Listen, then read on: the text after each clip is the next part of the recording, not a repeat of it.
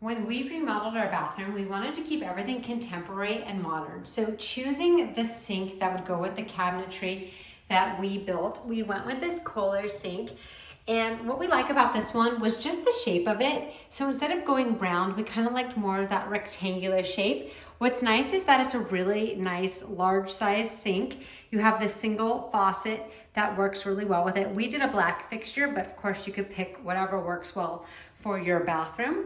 So good size sink at the fullest level. There's no water splashing up. So nothing like that. Even if you have like little kids, they're probably not gonna get water too far out of the sink area.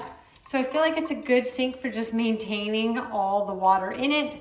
That's kind of important, I feel like. And just overall, easy to install. We had our contracting team do it, but I'm sure if you were a DIYer, this wouldn't be too difficult either.